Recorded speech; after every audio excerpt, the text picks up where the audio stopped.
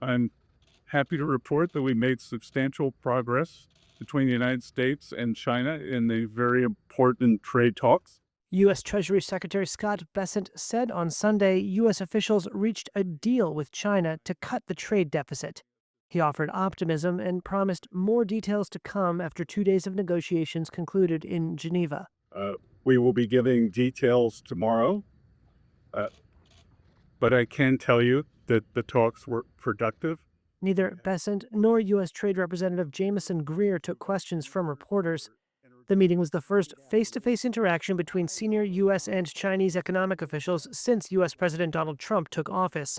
We're talking about a tariff of 10% on China based on the fact that they're sending fentanyl to Mexico and Canada. Trump launched a global tariff blitz that started with declaring a national emergency over the U.S. fentanyl crisis and imposing a new 20% tariff on Chinese goods in February.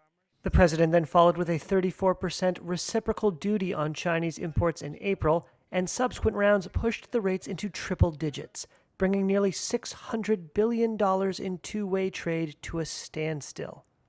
China had insisted that tariffs be lowered in any talks. China says in order to have substantive negotiations, you have to bring down your 145% tariffs. Are you open to pulling back your tariffs in order to get China to the negotiating table? No. Trump said on Friday that an 80% tariff on Chinese goods, quote, seems right, suggesting for the first time a specific reduction target. Ambassador Greer said the talks had moved the two sides forward. Just remember why we're here in the first place. Since the United States has a massive $1.2 trillion trade deficit. So the president declared a national emergency and imposed tariffs. So we're confident that the deal we struck with our Chinese partners will help us to work toward resolving that national emergency. A White House press release that simply repeated Bessent's and Greer's brief comments with no details ran the headline, U.S. announces China trade deal in Geneva.